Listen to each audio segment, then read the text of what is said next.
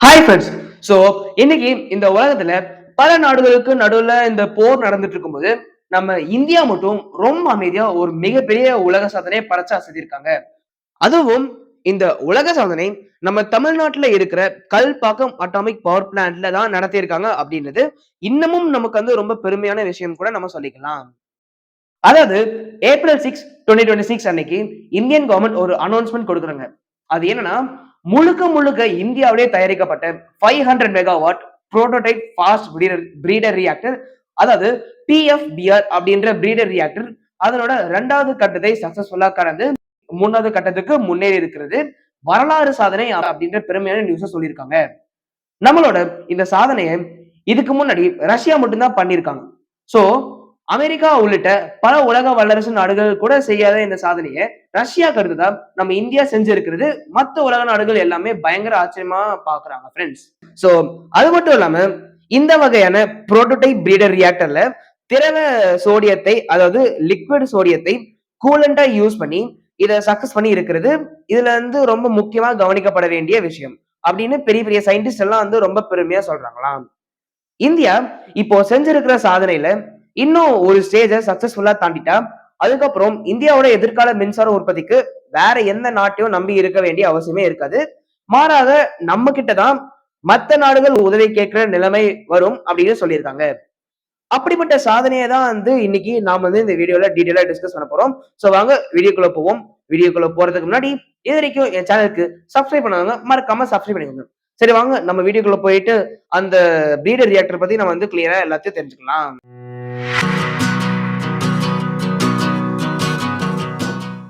அதாவது இந்த உலகத்துல இருக்கிற எல்லா நாடுகளும் தங்களோட மின்சார தேவைக்காக எவ்வளவோ மாடர்ன் டெக்னாலஜி எல்லாம் யூஸ் பண்ணி மின்சாரம் உற்பத்தி பண்ணினாலும் அது ஒரு குறிப்பிட்ட அளவுக்கு மேல மின்சாரம் உற்பத்தி பண்ண முடியல.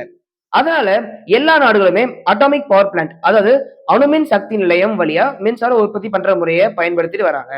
இந்த அட்டாமிக் பவர் பிளான்ட் முறையில மின்சாரம் உற்பத்தி பண்ணணும்னா கண்டிப்பா ஒவ்வொரு நாடும் மத்த நாடுகளை நம்பிதான் இருக்கணும்.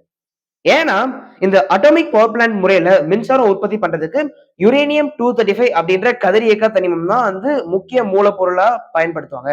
ஆனா இந்த யுரேனியம் 235 அப்படின்ற கதிரியக்க தனிமம் எல்லா நாடுகளுக்கிட்டையும் போதுமான அளவுல இருக்காது. அதனால இந்த யுரேனியம் 235 தனிமம் ஸ்டாக் அதிகமா இருக்கிற கண்ட்ரி கிட்ட இத அதிக காசு கொடுத்து வாங்கிதான் இவங்க இவங்க நாட்டுக்கான மின்சாரம் உற்பத்தி பண்ண முடியும். அப்படி இருக்கும்போது அந்த யுரேனியம் 235 கதிரியக்க தனிமம் ஸ்டாக் அதிகமா வச்சிருக்கிற கண்ட்ரி சொல்ற கண்டிஷனுக்கு நாம வந்து ஓகே சொன்னாதான் நமக்கு வந்து அந்த யுரேனியம் 235 கதிரியக்க தனிமத்தை கொடுப்பாங்க. இப்படி இருக்கும்போது ஏதோ ஒரு சுச்சுவேஷன்ல அந்த ரெண்டு நாட்டுக்கும் இடையில ஒரு ப்ராப்ளம் வந்துச்சுன்னா நமக்கு அந்த நாட்டுக்காரன் யுரேனியம் 235 கதிரியக்க தனிமத்தை கொடுக்க மாட்டான். சோ இப்போ நம்ம உள்நாட்டு உபயோகத்திற்கான மின்சார உற்பத்தியில் பிரச்சனை வரும். இப்படி ஒரு சுச்சுவேஷன் நமக்கு வந்துடக்கூடாது அப்படின்னு தான் வந்து நம்ம இந்தியன் சயின்டிஸ்ட் எல்லாம் பிரீடர் ரியாக்டர் அப்படின்ற மாற்று தொழில்நுட்பம் மூலமா கதிரியக்கம் இல்லாத தனிமத்தை கதிரியக்க தனிமமா மாத்தி அதன் மூலமா மின்சார உற்பத்தி பண்ணிட்டு இருக்காங்க. நாம இப்படி நேரடியான அட்டாமிக் பவர் பிளான்ட் முறையில யுரேனியம் 235 கதிரியக்க தனிமத்தை யூஸ் பண்ணி மின்சாரம் உற்பத்தி பண்றதை விட இந்த மாற்று தொழில்நுட்பமான பிரீடர் ரியாக்டர் முறையை பயன்படுத்துறதுக்கு இன்னொரு முக்கியமான காரணமும் இருக்கு. அது என்னன்னா நம்ம இந்தியாவை பொறுத்த வரைக்கும் நேரடி மின்சார உற்பத்திக்கு தேவையான யுரேனியம் 235 கதிரியக்க தனிமத்தை விட நேரடி உற்பத்திக்கு தேவை இல்லாத யுரேனியம் 238 அப்படின்ற கதிரியக்கம் இல்லாத தனிமம் தான் வந்து அளவுக்கு அதிகமாவே இருக்கு. அதனால நம்ம கிட்ட அளவுக்கு அதிகமா இருக்கிற இந்த யுரேனியம் 238 அப்படின்ற கதிரியக்கம் இல்லாத தனிமத்தை இந்த பிரீடர் ரியாக்டர் மூலமா மட்டும்தான் புளூட்டோனியம் 239 அப்படின்ற கதிரியக்க தனிமமா மாத்தி அதுல இருந்து நமக்கு தேவையான மின்சாரத்தை நம்மளால உற்பத்தி பண்ணிக்க முடியும். சோ இத ரொம்ப சிம்பிளா சொல்லணும், யுரேனியம் 235 கதிரியக்க தனிமம் அதிகமா ஸ்டாக் வச்சிருக்கிறனால நேரடியான அட்டாமிக் பவர் பிளான்ட் மூலமா மின்சாரம் உற்பத்தி பண்ணிப்பாங்க. ஆனா இந்த யுரேனியம் 235 கதிரியக்க தனிமம் ஸ்டாக் இல்லாத நாடுகள் தான் மாற்று வழியான பிரீடர் ரியாக்டர் தொழில்நுட்பம் மூலமா கதிரியக்க பண்பு இல்லாத தனிமங்களை பயன்படுத்தி பல கட்டங்களுக்கு அப்புறமா கொஞ்சமான அளவுல மின்சாரம் உற்பத்தி பண்ணுவாங்க. ஆனா அது அவங்களோட உள்நாட்டு பயன்பாட்டுக்கு கூட வந்து போதுமானதாக இருக்காது. இப்படி இந்த கதிரியக்கம் இல்லாத தனிமத்தை பயன்படுத்தி அதிக அளவுல மின் உற்பத்தி செய்யணும்னா அதுக்கு ரொம்ப advance prototype fast breeder reactor வேணும். அப்படிப்பட்ட ரியாக்டர் நம்ம கிட்ட இருந்தாலும் அதுல முக்கியமா ரொம்ப ரொம்ப கஷ்டமான 3 ஸ்டேஜ் சக்சஸ் பண்ணாதான் நாம அதிகமான மின்சார உற்பத்தி செய்ய முடியும். அப்படி இந்த 2வது ஸ்டேஜ சக்சஸ் பண்ற நாடு தான் வல்லரசு நாடா மாற முடியும். அந்த வகையில இந்த 2வது ஸ்டேஜ சக்சஸ் பண்ணி ரஷ்யா முதல் இடத்தை ஏற்கனவே பிடிச்சிருக்காங்க. இப்போ அந்த பட்டியல்ல நம்ம இந்தியா 2வது நாடு அப்படின்னு ரொம்ப பெருமையா சொல்லிக்கலாம் ஃபிரெண்ட்ஸ். சரி, இப்போ அவங்க குறிப்பிட்டு சொல்ற அந்த முக்கியமான 3 ஸ்டேஜஸ் என்னன்னு அப்படின்றத பார்க்கலாம் வாங்க. சோ அதுல ஃபர்ஸ்ட் ஸ்டேஜ் என்னன்னா, இயற்கையா கிடைக்கிற யுரேனியம் 235 கதிரியக்க தனிமம் மூலமா நேரடியாக மின்சாரம் உற்பத்தி பண்றது. இது நமக்கு சாத்தியம் இல்லாதது. ஏன்னா நம்ம கிட்ட யுரேனியம் 235 கதிரியக்க தனிமம் ஸ்டாக் இல்ல அப்படின்னு நாம இப்பதான் வந்து டிஸ்கஸ் பண்ணோம். சோ இப்போ இதுல ஸ்டேஜ் 2 அப்படின்றது பிரீடர் ரியாக்டர் மூலமா யுரேனியம் 238 அப்படின்ற கதிரியக்கம் அல்லாத தனிமத்தை புளுட்டோனியம் 239 அப்படின்ற கதிரியக்க தனிமமா மாத்தி அதுல இருந்து மின்சாரம் உற்பத்தி பண்றது. இந்த 2வது ஸ்டேஜ்ல தான் ரொம்ப அட்வான்ஸ்ட் டெக்னாலஜி எல்லாம் யூஸ் பண்ணி அளவுக்கு அதிகமான புளுட்டோனியம் கதிரியக்க தனிமம், அதாவது புளுட்டோனியம் ஃபியூல் உற்பத்தி பண்ணுவாங்க. இப்படி இந்த முறையில அளவுக்கு அதிகமான புளுட்டோனியம் 239 தனிமத்தை யூஸ் பண்ண ஆரம்பிச்சுட்டா, இந்த புளுட்டோனியம் 239 மூலப்பொருளா யூஸ் பண்ணி தோரியம் 232 அப்படின்ற கதிரியக்கம் இல்லாத தனிமத்தை விலை மதிக்க முடியாத அற்புத தனிமமான யுரேனியம் 233 அப்படின்ற கதிரியக்க தனிமமா மாத்த முடியும்.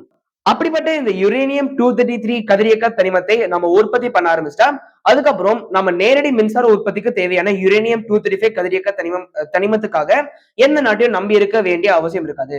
ஏன்னா இப்போ நாம இந்த புரோட்டோடைப் ஃபாஸ்ட் பிரீடர் ரியாக்டர் மூலமா உற்பத்தி பண்ண யுரேனியம் 233 கதிரியக்க தனிமத்தை பயன்படுத்தி நம்ம தேவைக்கு அதிகமான மின்சாரத்தை உற்பத்தி பண்ணி சுயசார்பு வல்லரசு நாடாக மாறிடுவோம். இதுதான் வந்து 3வது ஸ்டேஜ். ஓகே, இப்போ இந்த முறையில உற்பத்தி ஆகிற யுரேனியம் 233 அப்படின்ற கதிரியக்க தனிமம் தான் யுரேனியம் 235 அப்படின்ற கதிரியக்க தனிமத்தை விட பல மடங்கு சக்தி வாய்ந்தது மட்டும் இல்லாம இயற்கைக்கு எந்த விதமான பாதிப்பும் ஏற்படுத்தாத அதாவது கதிரியக்க கழிவுகளை உண்டாக்காத கதிரியக்க தனிமம் அப்படின்னு சொல்றாங்க.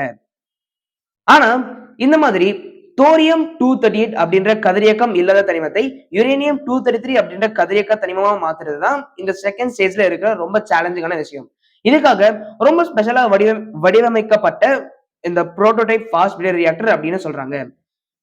இதுவரைக்கும் ரஷ்யா மட்டும்தான் இந்த மாதிரி புரோட்டோடைப் ஃபாஸ்ட் பிரீடர் ரியாக்டர் மூலமா அளவுக்கு அதிகமான புளுட்டோனியம் 239 கதிரியக்க தனிமத்தை உற்பத்தி செஞ்சு 2வது ஸ்டேஜை சக்சஸ் பண்ணியிருக்காங்களாம்.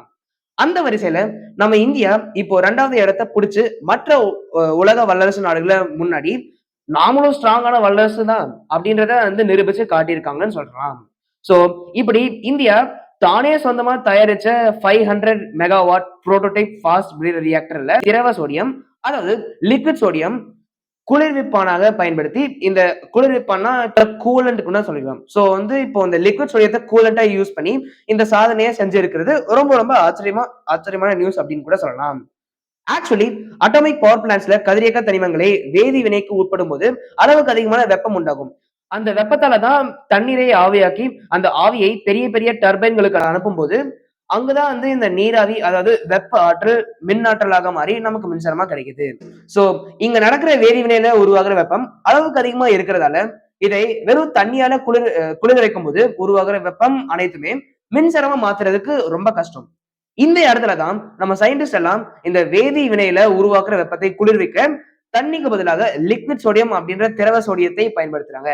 ஆனா இந்த லிக்விட் சோடியம் தண்ணி கூட நேரடியா கலந்தால் அது அந்த சோடியம் எல்லாமே வந்து வெடிச்சு சிதற ஆரம்பிச்சிடும். அதனால இந்த லிக்விட் சோடியத்தை ரொம்ப பாதுகாப்பான பெரிய பெரிய கண்டெய்னர் வழியா அனுப்பும்போது அந்த லிக்விட் சோடியம் இந்த வேதி வினையில உருவாகிற வெப்பத்தை மட்டும் உறிஞ்சு டர்பைன்களுக்கு அனுப்பும். இப்படி தண்ணீருக்கு பதிலாக லிக்விட் சோடியத்தை கூலண்ட், அதாவது குளிர்விப்பானாக பயன்படுத்தும் போது வேதி வினையில் உருவாகிற முழு வெப்பம் அப்படியே மின்சாரமாக மாற்ற முடியும். இப்படி செய்யும் போதுதான் நாம் வந்து குறைஞ்ச அளவுல யுரேனியம் 238 தனிமத்தை போட்டு அதிகமான அளவுல புளுட்டோனியம் 239 கதிரியக்க தனிமத்தை உற்பத்தி பண்ண முடியும். இப்படி அதிக அளவுல புளுட்டோனியம் 239 உற்பத்தி பண்ண முடிஞ்சா இதை வச்சு தோரியம் 232 தனிமத்தை நமக்கு தேவையான யுரேனியம் 233 கதிரியக்க தனிமமா மாத்தலாம். இப்படி பண்ணும்போது நம்மளால அளவுக்கு அதிகமான மின்சாரம் உற்பத்தி பண்ண முடியும். சோ நம்ம இந்தியன் சயின்டிஸ்ட் எல்லாரும் இப்போ இதைதான் வந்து சக்சஸ்ஃபுல்லா செஞ்சு அசத்தியிருக்காங்க. இந்தியா இப்படி ஒரு அற்புதமான அறிவியல் கண்டுபிடிப்பை கண்டுபிடிச்சது உலக நாடுகளுக்கு இடையே இன்னும் நமக்கும் மதிப்பையும் மரியாதையும் வாங்கி கொடுக்கும். இதனால ஒவ்வொரு இந்தியனும் பெருமைப்பட வேண்டிய தருணம் இது அப்படின்னு சொல்லலாம். சரி, ஓகே ஃப்ரெண்ட்ஸ், சோ இந்த மாதிரி நிறைய இன்ட்ரெஸ்டிங்கான ஃபேக்ட்ஸ் அண்ட் நியூஸ் என் சேனல்ல நான் கண்டினியூவா போட்டுட்டே தான் இருப்பேன். சோ அத நான் தெரிஞ்சுக்கணும்னா இது வரைக்கும் என் சேனலுக்கு சப்ஸ்கிரைப் பண்ணாதவங்க மறக்காம சப்ஸ்கிரைப் பண்ணிக்கோங்க. இந்த வீடியோ உங்களுக்கு பிடிச்சத லைக் பண்ணிக்கோங்க. அப்புறம் மறக்காம உங்க ஃப்ரெண்ட்ஸ்க்கும் ஷேர் பண்ணுங்க. சரி, ஓகே ஃப்ரெண்ட்ஸ். அடுத்த வீடியோவில் சந்திக்கும் வரை அனைவருக்கும் நன்றி. வணக்கம்.